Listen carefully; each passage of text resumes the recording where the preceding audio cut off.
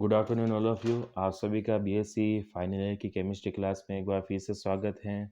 कल हमने अपने लेक्चर्स के अंदर जेरब मेथड और अस्थायित्व स्थिरांक के बारे में पढ़ा था और उसके साथ साथ ही पाई एक्सेप्टर लिगेंड भी देखा था, जिसमें अपन ने बैक बॉन्डिंग के बारे में पढ़ा था और लेबैलिटी और इनेटनेस ऑफ कॉम्प्लेक्स अर्थात चंचलता और अक्रियता के बारे में देखा था। ठीक है, अब अपन बात करते हैं। हमारा आज का टॉपिक है चंचल तथा अक्रिय संकुलों की व्याख्या अपन वीबीटी व सीएफटी द्वारा कैसे कर सकते हैं। ठीक है, मतलब वीबीटी और सीएफटी के आधार पर हम चंचलता और अक्रियता, ठीक है, संकुल हैं, उसको कैसे स्पष्ट कर सकते हैं।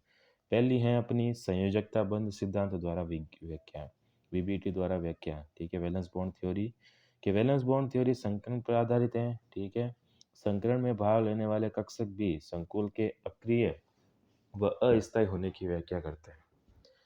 ठीक है, वीबीटी हमको अपने को पता है, अपन ने पहले छोटी क्लास में पढ़ रखी है कि जो वैलेंस बॉन्ड थ्योरी वो हाइब्रिडाइजेशन के ऊपर बेस्ड है।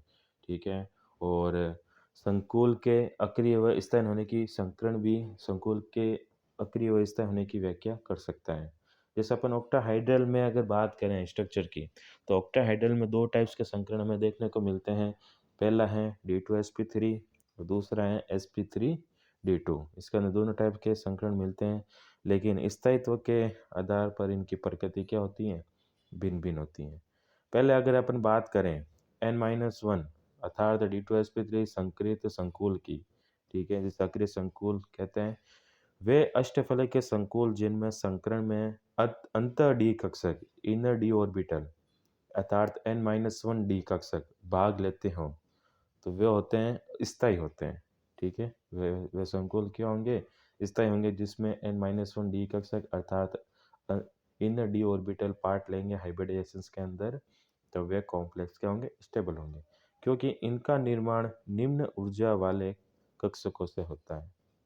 ठीक है, जो इनर ऑर्बिटल होते हैं उनकी एनर्जी कम होती है और एनर्जी कम होगी तो उनका स्थायित्व अर्थात स्टेबिलिटी क्या होगी, ज़्यादा होगी। अधिक स्थायित्व के कारण ये रासायनिक रूप से अक्रिय होते हैं। ठीक है, इन्हें अंतःकक्षक संकुल भी कहते हैं। अंतःकक्षकों को खाली करने हेतु अंत इलेक्ट्रॉन युग्मित हो जाते हैं। ठीक है, पेड हो जाएंगे वो। अतः अक्रिय संकुल को निम्न चक्रण संकुल भी कहते हैं। ठीक है, लोअर रोटेशन कॉम्प्लेक्स भी कहते हैं, जो ज़्यादातर प्रतिचुंबकीय प्रकृति के होते हैं, रंगहीन होते हैं तथा साथ साथ सहसंयोजक प्रकृति के भी होते हैं। ठीक है, निम्न चक्रण संकुल के आपको जो प्रॉपर्टीज है पता है, ये क्या होते हैं, प्रतिचुंबकीय होते हैं, कलरलेस होते हैं और क्या होते हैं, सहसंयोजक प्रकृति के होते हैं। दूसरी अपन बात करते हैं NsNp3Nd2 की।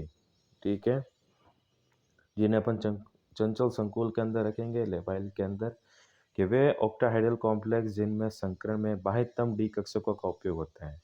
ठीक है, वे क्या होते हैं, अस्थायी होते हैं, क्योंकि इनका निर्माण उच्च ऊर्जा वाले डी कक्षकों से हो रहा होता है। ठीक है, और जिसकी एनर्जी ज़्यादा होगी आपको पता है वो क्या होगा, कम स्थायी होगा।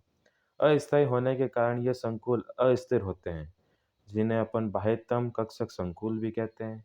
इनमें आंतरिक डी इलेक्ट्रॉन का युग्मन नहीं होता, अर्थात इनमें जो इलेक्ट्रॉन है वो पेड नहीं होते हैं, इनर इलेक्ट्रॉन पेड नहीं होंगे। ठीक है, अतः बाह्यतम कक्षक या अस्थिर संकुलों को उच्च चक्रण संकुल भी कहते हैं। ठीक है, जो ज़्यादातर किसके क्या होंगे, अणुचुंबकीय प्रकृति के होंगे, पैरामैग्नेटिक नेचर के, एक तो कलर्ड होंगे और साथ ही कौन से नेचर के होंगे, ये आयनिक नेचर के होते हैं। नेक्स्ट हमारा टॉपिक है क्रिस्टल फील्ड थ्योरी के आधार पर अगर अपन चंचलता और अक्रियता की बात करें या व्याख्या करें तो क्या है कि क्रिस्टल फील्ड थ्योरी सीएफटी के आधार पर लिगेंड ही संकुल की प्रकृति का निर्धारण करता है। ठीक है, अकॉर्डिंग टू सीएफटी जो लिगेंड है वो ही कॉम्प्लेक्स की जो नेचर है उसको फिक्स करेगा कि लिगेंड की प्रबलता के आधार पर संकुल को प्रबल क्षेत्र या दुर्बल क्षेत्र संकुलों में विभक्त किया जाता है। ठीक है, मतलब लिगेंड के दो कैटेगरी में डिवाइड कर दिया इसने, एक तो प्रबल क्षेत्र लिगेंड और एक दुर्बल क्षेत्र लिगेंड। ठीक है, सीएफटी में लिगेंड द्वारा निर्मित क्रिस्टल क्षेत्र धातु आयन के समभ्रंश डी कक्षकों को Eg तथा T2g में व्यक्त करता है। ठीक है, अपने सीएफटी के अंदर देखा था जो डी ऑर्बिटल है वो डी ऑर्बिटल है जो कि दो पार्ट्स के अंदर डिवाइड थे, Eg और T2G के अंदर, ठीक है। डी कक्षकों को उसने 2 पार्ट्स के अंदर डिवाइड कर दिया था, Eg और T2G के अंदर।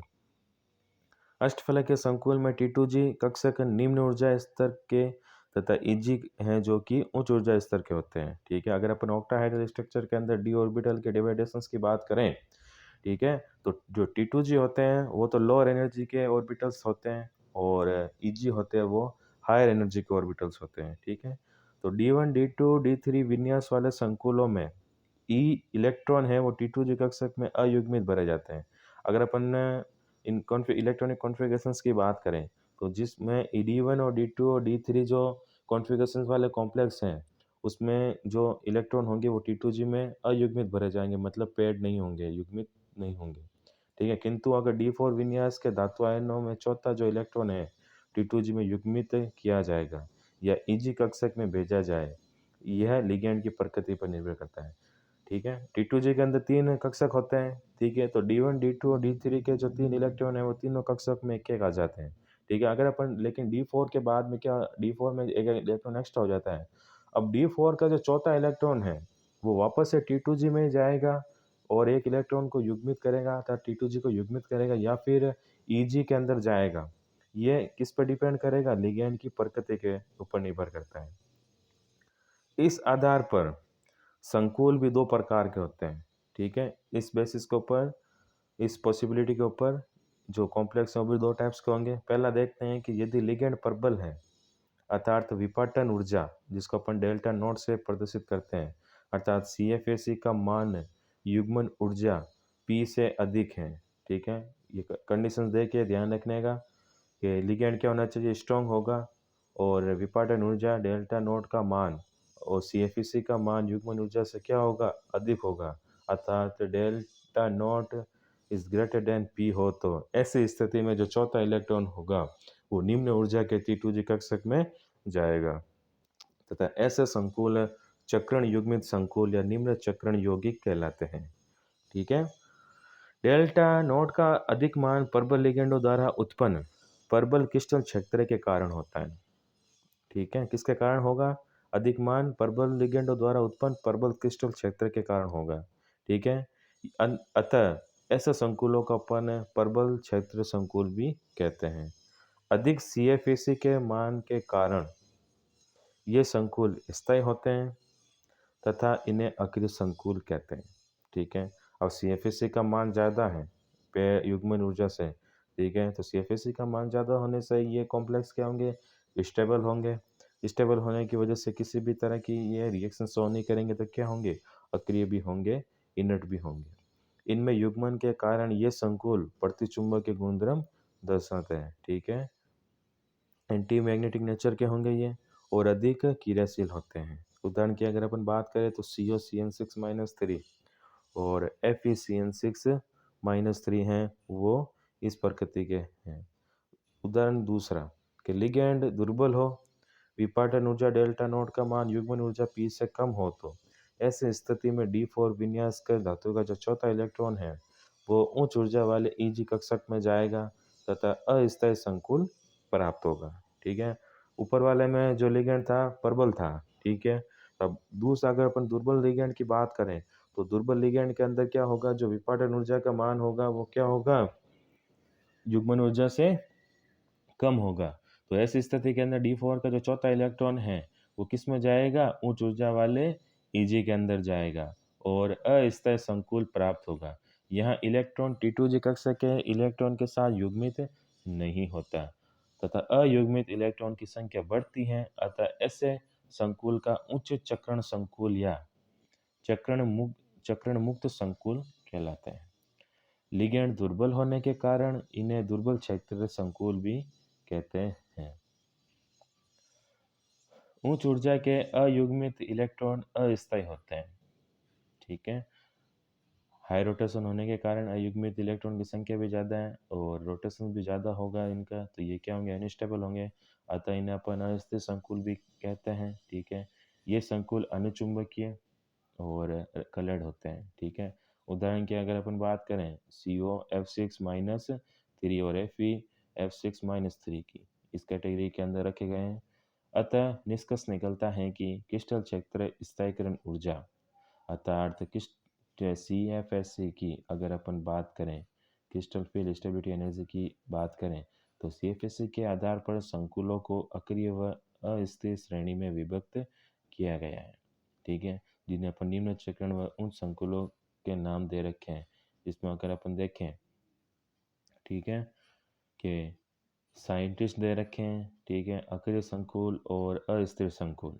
ठीक है, D2sp3 के अंदर क्या होगा, जो डेल्टा की वैल्यू है वो ग्रेटर देन P होगी और वह स्टेबल होंगे। और अस्थिर संकुल की बात करें, ठीक है, इन लेबाइल की, जिसके अंदर sp3d2 हाइब्रिडाइज संकुल होंगे। ठीक है, और इसमें डेल्टा की वैल्यू क्या होगी, कम होगी P से। ठीक है, तो पोलिंग ने इसको क्या कहा था, सहसंयोजक। पोल अब अलग अलग साइंटिस्टों के जो अलग अलग मत थे, अपन उसकी बात करते हैं। ऊपर अपन ने कंडीशंस देख ली है। ठीक है, तो पोलिंग ने इसको क्या कहा था, अक्रिय संकुल को सहसंयोजक प्रकृति का और अस्थिर संकुल को क्या कहा था, आयनिक प्रकृति का। टॉम्बे ने इसको कहा था अंतःकक्षक संकुल। ठीक है, किसको, अक्रिय संकुल को। जबकि अस्थिर संकुल को टॉम्बे ने कहा था बाह्य कक्षक संकुल। उसी प्रकार अगर अपन नाइलेम की बात करें, नाइलेम जो साइंटिस्ट था उसने अक्रिय संकुल को क्या कहा था, चक्रण युग्मित संकुल। और अस्थिर संकुल को उसने क्या कहा था, चक्रण मुक्त संकुल।